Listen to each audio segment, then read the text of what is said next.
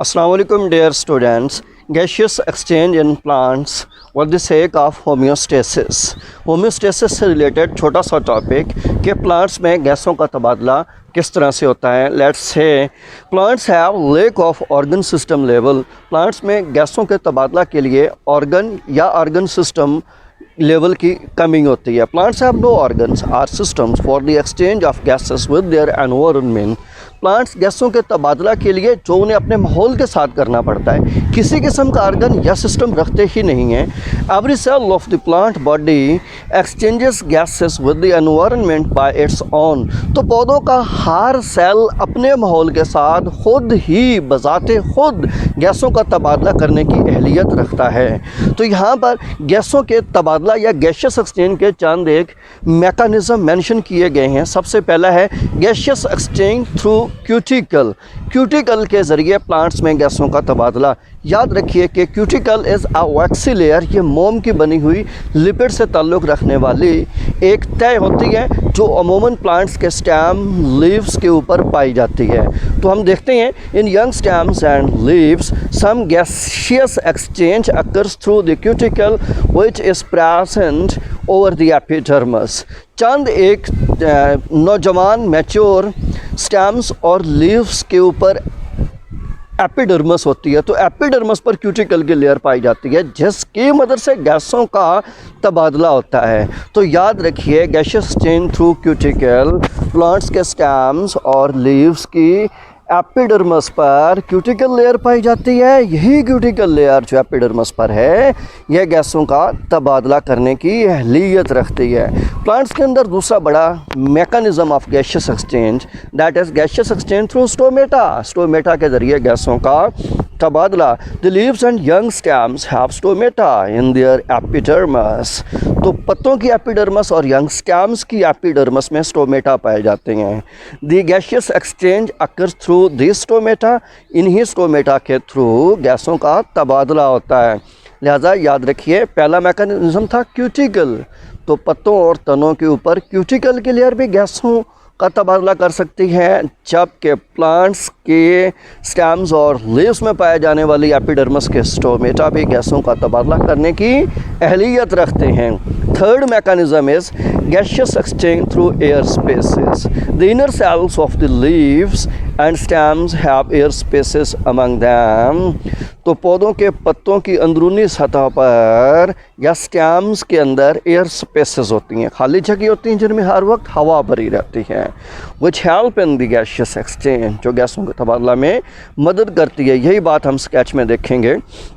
ये एक typical plant leaf दिखलाया गया है जिसमें अपर एपिडर्मिस लोअर एपिडर्मिस दिखलाई गई है. ऊपर अपर एपिडर्मिस है, पत्ते के नीचे लोअर एपिडर्मिस है.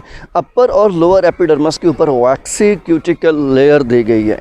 तो आप नोट करें कि ये नीचे की तरफ देखें तो वैक्सी क्यूटिकल लेयर के बीच पोर्स हैं. यही पोर उर्फ़ आम में स्टोमेटा कहलाते हैं. स्टोमेटा का ताल्लुक़ आगे साथ एयर स्पेस से होता है. तो यहाँ पर गैसों का तबादला specially carbon dioxide during day time अंदर चली जाती है और ऑक्सीजन बाहर निकल आती है. जबकि आप नोट करें अपर एपिडर्मिस के नीचे ये पैलिसेड मेसोफिल सेल हैं, फिर पैलिसेड मेसोफिल सेलों के नीचे स्पंजी मेसोफिल सेल्स होते हैं. ये मेसोफिल सेल चाहे पैलिसेड हूँ चाहे स्पंजी हूँ, they contain chloroplast and chlorophyll. Then they perform photosynthesis. ये फोटोसिंथेसिस करने की अहलियत रखते हैं. चूँकि फोटोसिंथेसिस होती है तो इनके अंदर कार्बन डाइऑक्साइड का जाना अशद ज़रूरी है. यही वजह ड्यूरिंग डे टाइम यहाँ से अंदर कार्बन डाइऑक्साइड एंटर होती है, एयर स्पेस में जाती है, एयर स्पेस के वाटर में डिज़ोल्व होती है.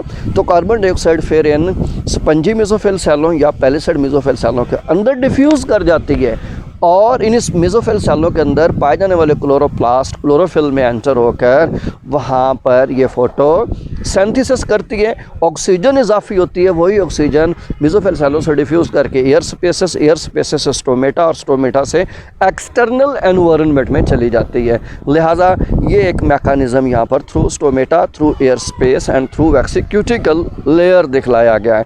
यहाँ पर आप देखें, यहाँ पर ये स्टोमेटा हमें मेंशन किए गए हैं।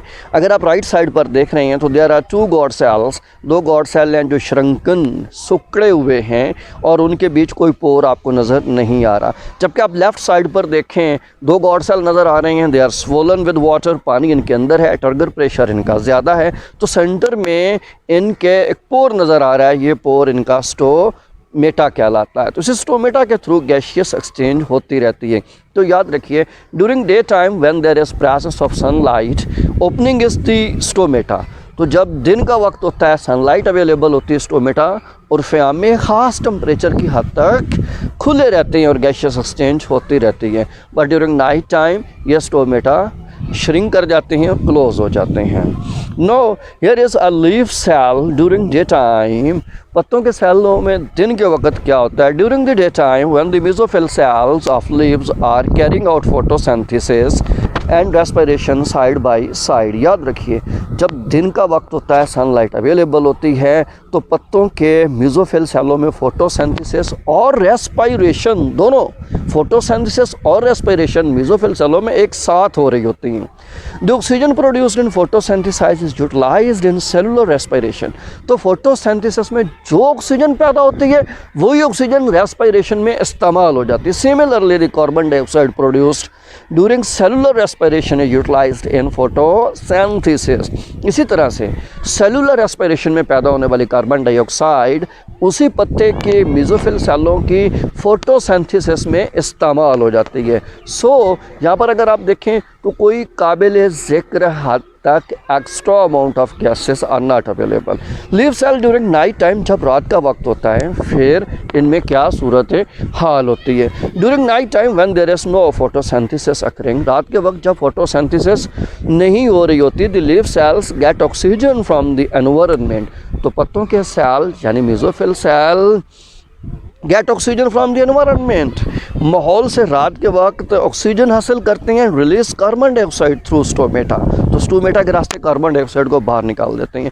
क्योंकि रात को माहौल में ऑक्सीजन अवेलेबल होती है तो स्टोमेटा के रास्ते ऑक्सीजन अंदर आती है। मेसोफिल सेलों में सेलुलर रेस्पिरेशन होती है। सेलुलर रेस्पिरेशन की प्रोडक्ट आप जानते हैं कार्बन डाइऑक्साइड होती है, लिहाजा रात को पौधे सिर्फ कार्बन डाइऑक्साइड ही एलिमिनेट करते हैं और स्टोमेटा के रास्ते खारिज करते रहते हैं। Gaseous exchange through lenticels, it's an other way. तो लेंटिसेल्स अगर आप देखें तो ये चंद एक स्टेम्स और रूट्स के अंदर होते हैं। इन वुडी स्टेम्स, लकड़ीदार तनों में, एंड मैच्योर रूट्स और मैच्योर किस्म की जड़ों में, the entire surface is covered by bark, यानी तने की सतह हो या मैच्योर रूट की सतह हो, उसके ऊपर छिलका बार्क लगा होता है, which is impervious to gases or water. यही छिलके की तय गैसों और पानी के लिए परमिएबल होती है, यानी उसमें से थोड़ी बहुत मिकदार में पानी और गैसें गुजर सकती हैं। The lenticels allow air to pass through them, यही लेंटिसेल उनमें से हवा को गुजरने की इजाज़त देते हैं। What are lenticel? The pores in the layer of bark are called as lenticels. तो जड़ों या तनों के ऊपर छिलके में पाए जाने वाले सुराखों को हम लेंटिसेल कहते हैं। Presence of the lenticels, they are slightly more raised than the general surface of the stem। तो ये तने की आम सतह से हटकर थोड़ा सा उभरे होते हैं, नुमाया मौजूद होते हैं। Gaseous exchange through roots, gases diffuse in and out of the general surface of the young roots। तो यंग रूट्स की आम सतह से गैसें अंदर भी जा सकती हैं, बाहर भी जा सकती हैं, इन डिफ्यूज़ करती हैं, आउट डिफ्यूज़ करती हैं। The gases are found in the soil surrounding the roots. तो गैसें अमूमन उस मिट्टी में जो मिट्टी जड़ों के इर्द गिर्द है वहाँ पर गैसें पाई जाती हैं, वहाँ से गैसें इन आउट कर सकती हैं, डिफ्यूज़ कर सकती हैं। Gaseous exchange in aquatic plants, the aquatic plants get more dissolved in water. Aquatic plants में ऑक्सीजन ज़्यादातर पानी में हल होती है, and release carbon dioxide in the water, और कार्बन डाइऑक्साइड पानी में रिलीज़ कर देती है। टू बी नोटेड, जो एक्वाटिक प्लांट्स होते हैं वो दो तरह के, माइल्ड प्लांट्स और सब माइल्ड।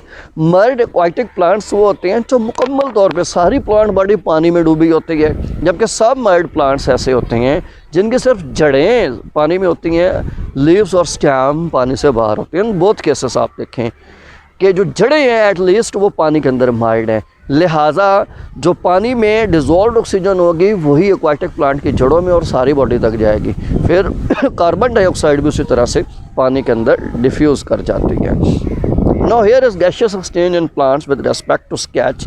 ये ऊपर क्यूटिकल दी गई है, फिर अपर एपिडर्मस दिखलाई गई है, नीचे ये हमें मेसोफिल सेल दिखलाएंगे और सेंटर में खाली जगह दिखलाई गई है। ये जो खाली जगह है इट इज़ एक्चुअली सबस्टोमेटल कैविटी या फिर हम इसे एयर स्पेस भी कहते हैं। इस एयर स्पेस के थ्रू कार्बन डाइऑक्साइड अंदर जाती है, पानी बाहर आ जाता है। इसी तरह से ऑक्सीजन अंदर जा सकती है, पानी और कार्बन डाइऑक्साइड बाहर आ सकते हैं। तो गोया इस सरफेसेस के ज़रिए भी पानी की एक्सचेंज या गैसों का तबादला हो सकता है। No here is a lenticel, it's a woody stem. ये लकड़ीदार स्टेम दिखलाया गया है। अगर आप नोट करें इसकी अपर सरफेस के ऊपर थोड़ा सा उभार है, सेल टूटे फूटे पड़े हैं। देयर इज़ अ पैसेज और रास्ता या गुजरगाह है, उस रास्ते या गुजरगाह को हम लेंटिसेल, उस सुराख को हम लेंटिसेल कहते हैं। याद रखिए lenticel is actually dead bark. ये अमूमन डेड होता है और बार्क होता है, फिर ये लकड़ीदार भी होता है। इसी के थ्रू गैसों का तबादला हो रहा होता है, क्योंकि लेंटिसेल के नीचे जितनी भी सेल की लेयर्स दी गई हैं वो सारी की सारी उर्फ आम में या अमूमन लिविंग होती हैं। तो उनमें से मटेरियल गैसों का तबादला या पानी का तबादला आसानी से हो सकता है। Thank you for watching my lecture. Stay blessed. अल्लाह हाफिज़।